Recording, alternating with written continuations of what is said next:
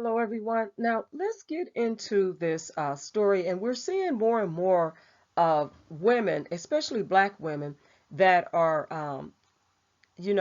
being uh, abducted. And this has been going on for quite some time, being held in captivity. And if you recall, there was a story that came out some time ago where a woman was being held in the, I believe, attic.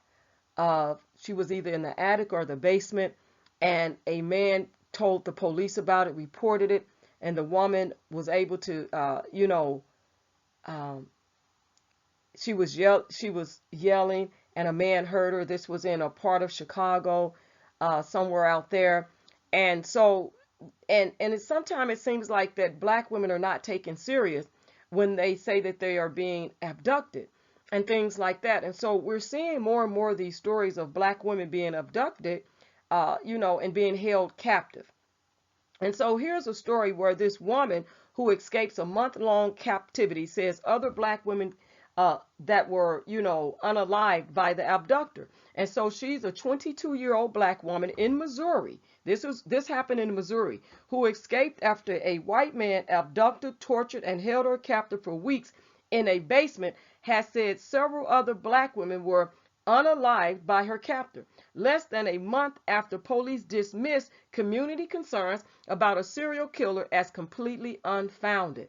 And we're seeing this happen where when it's reported that black women are coming up missing and that they're being held, against their will in captivity, a lot of times they say, well, we haven't received any reports of a missing person. We haven't received any, phone calls that someone's missing, and they don't take it serious. And so we're seeing a lot of this. And so the woman who has not been named escaped on October 7th after about a month in captivity, and she was still wearing a metal collar that was locked with a padlock that authorities had to remove. So she had this around her neck. And she told Kansas City police that 39-year-old Timothy M. Haslett had imprisoned her in a basement room in Excelsior Springs, Missouri, a city just northeast of Kansas City, where he beat her. He whipped her, and he ordered her repeatedly. Now, she escaped while Haslett was dropping his child off at school, and she sought help from neighbors whom she told that her friends did not make it out and were unalived by Haslett. Now, I was reading this when I read this story a few times, and I was like, wait a minute. So he's holding these women, excuse me, he's holding these women captive, but he also had a child in the house, and he was dropping off this child at school while he has uh, strangers in the house, these women. Now, I'm not sure because the story doesn't necessarily say that he knew these women, but he had these women in the house holding them captive while he apparently had a child. It seems to be in the house because he was dropping the child off at school unless the child lived in another home and he went to pick him up. It just doesn't make sense to say that this child didn't live there. So I'm thinking, and I don't know for sure, but allegedly, I mean, this child must have lived in the home, and he's got these women in there that he's holding captive. And I wonder if they're going to be, I wonder how old this child is, and if the child will be questioned about anything that they might have seen, depending on how old the child is. And so, around the time she went missing, several prominent community leaders raised concerns about the disappearance of multiple black women and girls. So last month, the Kansas City Defender, a nonprofit newsroom, published a video of Bishop Tony Caldwell saying that he had received information that the missing woman had all been kidnapped from Prospect Avenue in Kansas City. So Prospect Avenue, I wonder if that's a place where it's really busy. I wonder if that's an area where, a lot of the street walking goes on. I don't know, and I don't know this woman, so I'm not saying that she's a street walker or anything like that. But they're saying that Prospect Avenue, there, and that's where a lot of the missing women come up kidnapped. So I wonder what's happening over in that area on Prospect Avenue, that women are coming up missing. What's, what is so popular, or so what's unique or unusual about this area that women are coming up missing on Prospect Avenue in Kansas City? Now, the police dismissed the concerns outright as completely unfounded. So they didn't even try to look into it. They didn't even say, let us see what's going on. Let us, give us additional information. They didn't do any of that. They just outright said that the concerns was completely unfounded. And it's probably because they didn't want to look bad. They don't want to be perceived that they're not doing their job, or they overlooked something. So right away, they said that the concerns were completely unfounded, saying in a statement that there is no basis to support this rumor. So they called it a rumor. They literally called this a rumor. But see, what's sad about this with the police department here is that instead of them taking these concerns seriously and looking into it to make sure that they weren't unfounded, because just because someone did not report that someone was missing doesn't mean that they're not missing. Do you see the point I'm making? And so instead of them looking into it and saying, let us see what's going on, give us more information, let us just go check out the scene over here, let us have maybe some undercover officers to sit over there somewhere in an unmarked car to see what's really going on over in that area. They didn't. What they did is they completely outright said that these concerns was completely unfounded. And I find that to be a problem. That's problematic because it shows the disparities of black women and how their lives is not being taken seriously, how black women are not valued like they should be when it comes to the other races of other women. How even if you report something, domestic violence or something like that, they really don't take it seriously. They don't look at a black woman as being valued. And I want to bring that out because we as black women are valued. God values us. We are important to God, and God loves us. We are beautiful. And when he created us, it was good. And so for them to think for 1 minute that these stories are unfounded and they don't warrant additional, looking into, or additional, information to be, gathered, is a problem there. That's problematic. You know what I'm saying? That's very problematic that they didn't think that additional information, if they even didn't say, well, we haven't heard anything, but let us look into that. They didn't bother to do that. So in fact, the survivor, who was referred to as TJ in court documents, said that Hazlitt picked her up on Prospect Avenue in early September. Now, Hazlitt, a scruffy, well, let me go back to this. He picked her up. So like I was saying, is this an area where there's a lot of activity of street walking, and some stuff going on, in that area? So he picked her up, and then he didn't let her go. He decided to hold her captive after he picked her up, because she's saying in court documents, referred to as TJ, that he picked her up on Prospect Avenue. And 9 times out of 10, if there's a lot of black women over in that area participating in some type of, activities, behaviors, interacting with other males back and forth, they don't really care about that. And so they didn't really want to look into it, and they chose not to, and chose to say that these are unfounded, these are just rumors, because it's like, okay, we don't need to look into that. They're not worthy, they're not valued. And so it seems to me, in my opinion, that when he picked her up, he didn't let her go. He decided to keep her and hold her in captivity, false imprisonment, and and not let her leave after whatever situation that might have taken place or interaction between him and her. So Hazlitt is a scruffy looking white man with dark brown hair and a graying beard. He was detained and last week pleaded not guilty to charges including rape, kidnap, and assault. And so Excelsior Springs police are now investigating the possibility that at least 2 more women were similarly victimized. Now they're being scrutinized. They're called out on not investigating, or at least not gathering additional information to go check it out and make sure that these rumors were unfounded. And they weren't rumors as they say they were. They were not rumors. And so Bishop Caldwell told the defender that was the description of the guy we were talking about, and that was the location we said they were being taken from. Now, that's exactly what we were telling people. I'm sorry people didn't act on it sooner, and it's absolutely tragic that the other young ladies didn't make it. It's horrible. Well, it's more than just horrible, because they should have took these, you know, quote unquote rumors. They should have took them serious, and you know, because they need to do their job. And when people bring stuff to you, yeah, we know that sometimes people make up things, but if people and even leaders, prominent leaders, are coming and telling you that women are coming up missing, and I guess maybe people that are in that area, maybe they're trying to talk to the people to get them off the street, or whatever they're doing in that area.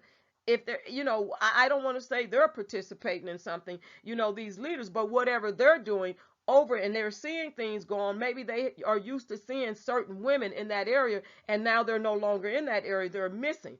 But we should not ever think that just because a family member, someone did not report a missing person, that these, you know, concerns are not valid, because sometimes people may not have family, and they may not even know where their family member is. If they live on the street, they're homeless or whatever.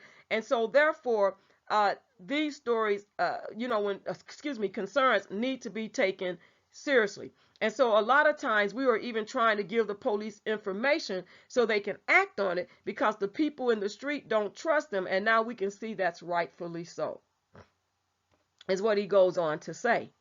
Because a lot of times people that are in the street or on the street doesn't trust police officers for whatever reason, and we know there's a lot of reasons why they don't trust them. So the case is just the latest example of a predominantly white police force refusing to take seriously reports of missing and murdered black, brown, and indigenous victims, especially women and girls.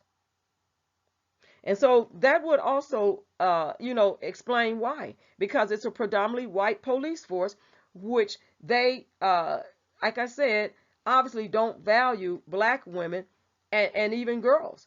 And so this is what Kansas City and Excelsior Springs is facing when it comes to black women and girls being abducted or missing, you know, or even being held in captivity.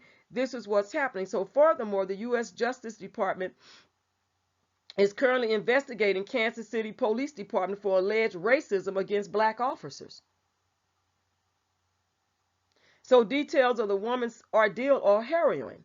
And according to the Clay County, Missouri District Attorney's probable cause statement, TJ reported that Timothy had kept her in a small room in the basement that he had built.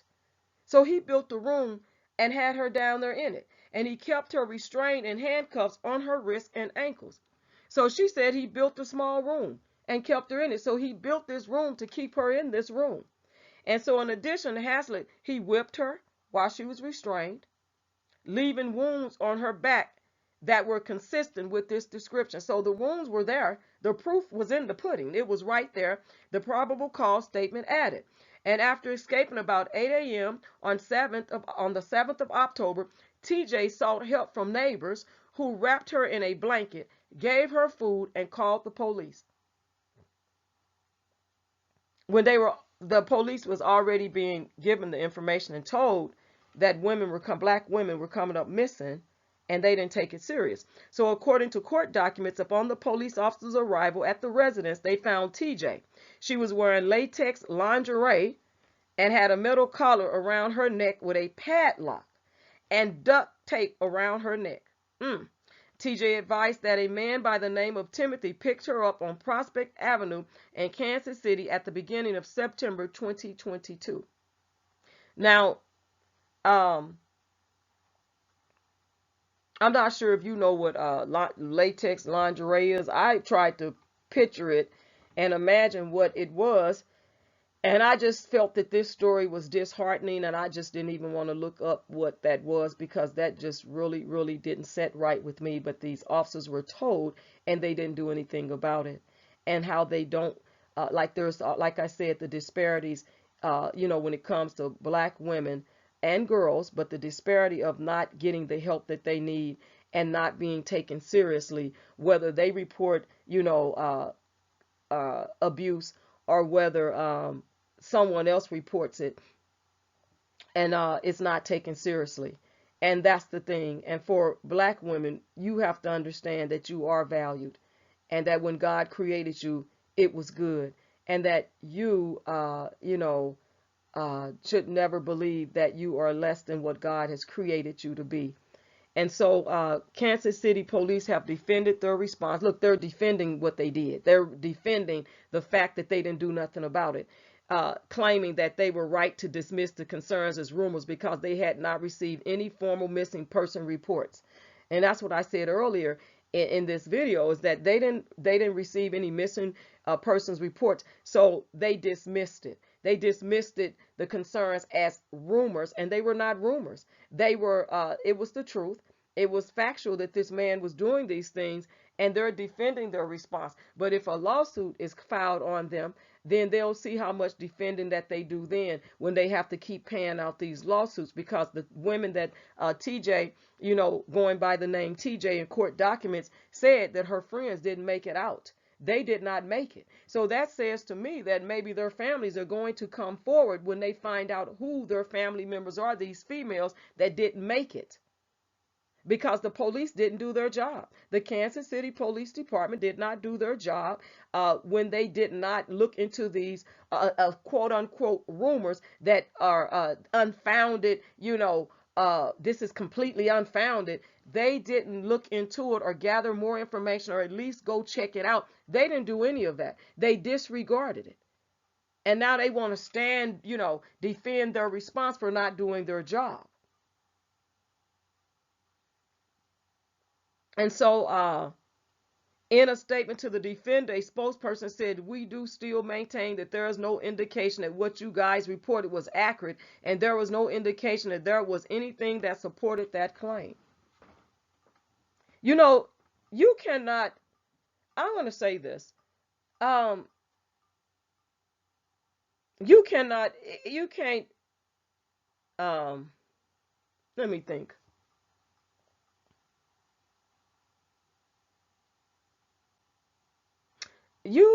When people are ignorant, the only way to show ignorant people, you got to show them and hit them where it hurts. That police department and the spokesperson or whoever, the chief or whoever he was, the police, Kansas City police, they sound very ignorant, and they lack awareness. They need to be enlightened. They do need to be enlightened, and they sound very ignorant.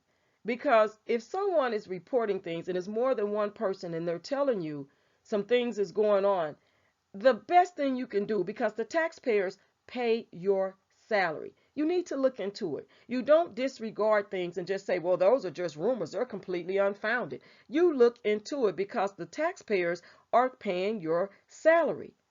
And that's what you're supposed to be there for. But because it was black women that were coming up missing, that were hanging out on Prospect, Avenue, wherever that's at in Kansas City, so they didn't take it serious. And so two other women, did not make it out alive, according to court documents by the, victim, TJ. In court documents states her friends didn't make it out alive because they didn't bother. Now, I don't know if this was before or after, but it seems to me that they have been the city officials or prominent leaders have been reporting this, and that, these women, black women, were coming up missing, and they didn't do nothing about it. And so sometimes you do have to show them a different way. You have to show them where it hurt, that by their pockets. And the thing about this too is that if they start, taking these lawsuits and start putting it back on their pensions and taking it out of their pensions, then maybe they'll start to straighten up. Maybe they will start to straighten up and start doing their job better than what they're doing. Because as long as there's no accountability for these officers, and this is not just the Kansas City Police Department, but but as long as there's no accountability, they're going to keep getting away with not doing their job, not taking claims seriously, brushing them off as rumors, and having a biased attitude and a narrow mind. Because if you think for 1 minute that because you didn't get a report of a missing person, that's the end of it. There's a lot of people that don't report their family members missing for various reasons, but they may not even know they're missing because they may have known that they're living on the street anyway, or they're on the street. So that's not necessarily so that you need to brush off concerns when citizens bring it to your attention just because you didn't get a missing police report. This sounds like a very ancient mindset that this Kansas City Police Department has, very ancient, and they need to up their game, and their level of awareness and their level of thinking needs to be brought up to standards, because their level of thinking is not brought up to the standards of what's really happening in society today, where a lot of black women and girls are coming up missing. And you can't just brush this off. You have to look into it. You have to do diligence your job. So anyway, so I'm hoping, again, as a, if you are a victim, if you're a victim, that's what I'm saying. As a victim, the National Sexual Assault Hotline is available at 800-656-4673. Also, don't forget there, I'm sure in most counties or cities, there should be a victims fund. It may be called something different, a victims fund for compensation. Get all the help that you need, TJ, and I'm sorry that the other women did not make it out, your friends. I'm sorry for your loss with that, and I hope that the families come forward once they identify who the other women were, your friends, and maybe you can tell them who they were, or if you knew them by a nickname or a street name, that you can let them know, give a description of them. Do you know anything about their families? That they will come forward, to see what's going on for their missing loved ones, being that you said that they did not make it out alive. And so, and if the families, be able to find that out, sorry for your loss again, because this is not right. Like I said, there's a lot of disparities that happen in the black community, and especially against black women when it comes to them being missing, abducted, held in captivity, sexual assault, and things like that. It does happen, and these are real victims. And so therefore, we wish you the best, TJ. We pray that you get, the help that you need and everything that that you're entitled to, and that may God, heal you, from everything that you have been through. You're 22 years old, you're still young, so may you recover from that. And again, to the, your friends that you lost, may they rest in peace. And even for the families that don't even know yet that they've lost loved ones, because they are going to need some type of closure as well. And so as this story unfolds, I will bring you updates as the stories unfold. So again, thank you so much for tuning in. Don't forget to thumbs up the video. Don't forget to share the video. Subscribe to the channel if you're not a subscriber. Thank you so much for supporting the channel. And then leave your respectful comments below. God bless you all. See you soon.